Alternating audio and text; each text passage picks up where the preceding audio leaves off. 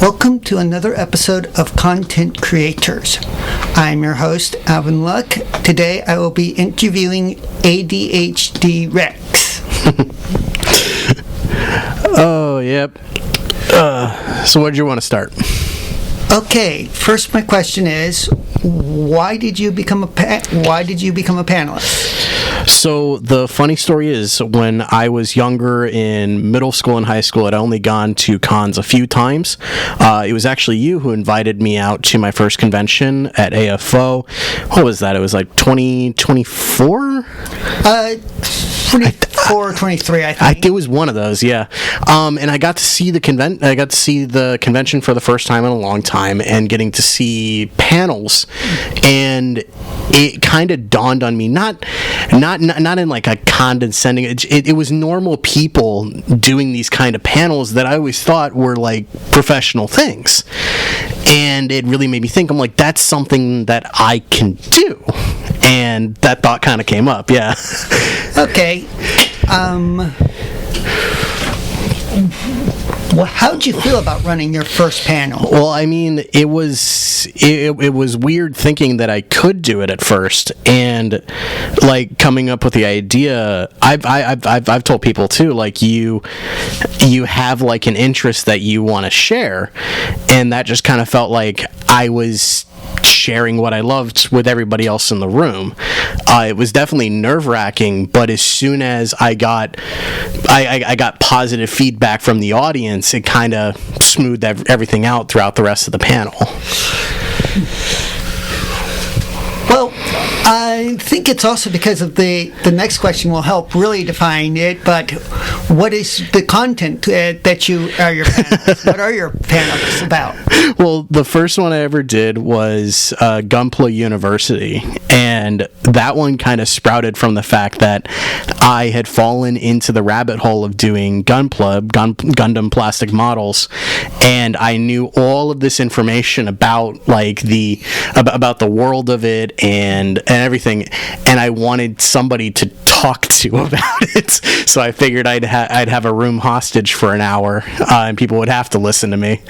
But I did that, and then I've also done another panel about I called it Lost and Found, and it was all of the early attempts to bring Gundam to America before Gundam Wing hit Toonami. And then the most recent one I've created was a panel about Hajime no Ippo, which is a boxing anime, and talking about getting into hobbies and all that through the example of those first couple of episodes of that anime.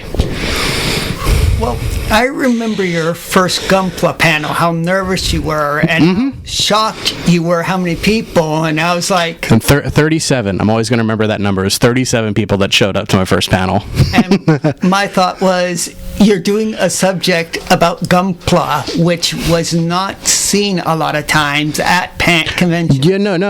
It was, somebody described it best, that Gunpla is a niche within a niche. It's like model making is already a niche in America, and most of the time people who are model makers are the ones making like train models and making army models, and then you have Gundam, which is a niche within that. Yeah, airplanes and car models. Very few people realize that mechas can be a model. Yeah, exactly. So it's a niche within a niche, and that's where like you should never really see it anywhere.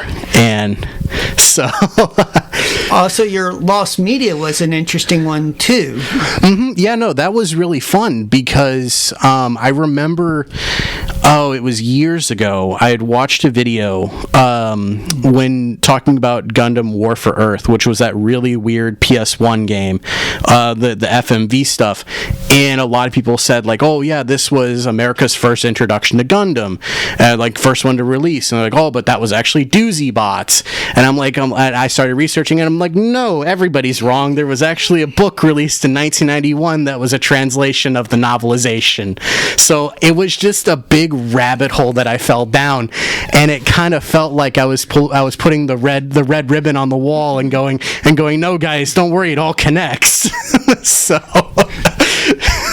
yeah, on your Hajime Ippo, if I pronounced that correctly. Yeah. that one also is very interesting because it showed about hobbies and passions.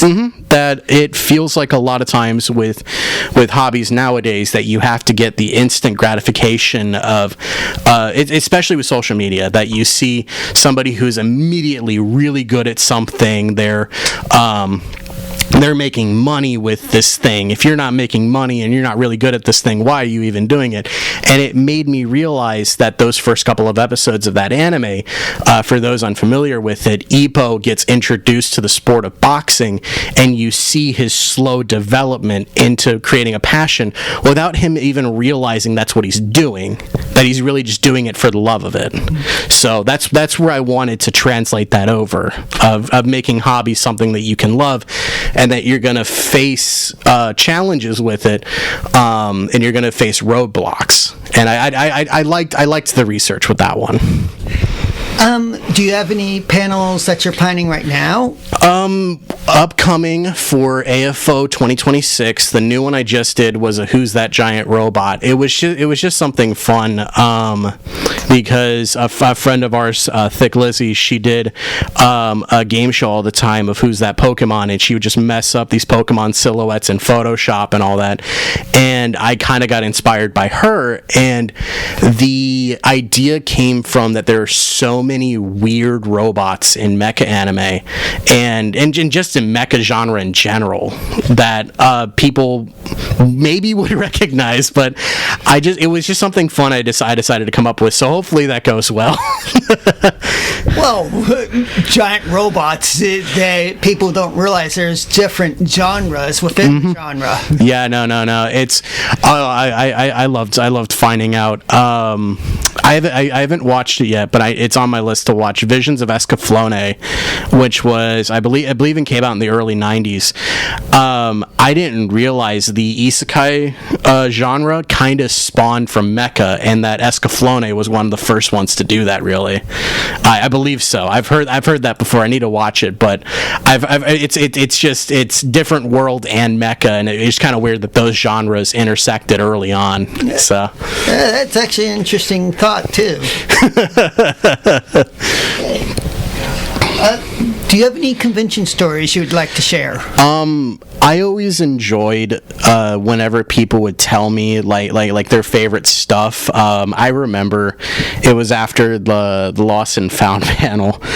One of the guys who came up and talked to me, he was just geeking out about Gundam, and I remember him asking me who my favorite Char clone was, and I just I was so stunlocked by it, because I'm like well, I like all of them. It's like picking your favorite child. They're all angsty blondes with masks and all that. But yeah, I love interacting with people in that way. Yeah, for people who don't know, Gundam has a running joke of there being someone who has a mask and mysterious, and usually is a bad guy. They're antagonists. They're usually a really good pilot. They usually have a massive ego and all that. I found out the other day Shadow the Hedgehog is considered a Char clone. Yeah, Shadow, I think, could be also a Vegeta clone. Yeah. Or a Piccolo clone. Yeah, I've heard arguments for it, but yeah. Actually, no, Knuckles is Piccolo clone. Yeah, but I love people. One of the things, I mean, you can't see it with the recording, but the bracelet I'm wearing is a friendship bracelet. It says Red Comet on it. I got that at Holomat last year, and this was the first thing somebody had given me as a fan of my panel. It was just like a group that did that was doing a Haro building contest afterwards, but they gave me the bracelet and all that, and I've been wearing it ever since, because it was so cool to meet other people that were so appreciative of the stuff that I made and that I was sharing with them. So oh yeah. Do you have any advice for anyone who's trying to get into panels? Don't do it. No, but it's an undertaking, and what I've always noticed with it is that the amount of passion and work that you put into it shows, and people can tell. I don't want to get specific because I don't want to be mean. I went to an event and they had a guest that anime opening, and the person came up. They didn't make any of it. They pulled up an hour-long YouTube video with a bunch of anime openings, and real effort. Yeah, and it really shows. It really shows when you put the extra effort in, and it really shows when you're passionate about something that you love. So definitely just embrace the cringe of it, and if you enjoy it, then you're gonna find your audience. People are gonna show up for it. Do you have anything you want to promote? I'm working on my stuff. I'm working on my YouTube channel. If I ever get around to finish editing a video, it will be out. I actually want to talk about making fan panels. So, but I'm putting out that stuff. I'm trying to put out more art on my Instagram. All of it's at ADHD-Rex. So I'm trying my best with all of that. Well, thank you, and this has been this is again Alvin Luck. Its host, my guest was ADHD-Rex. Mm-hmm.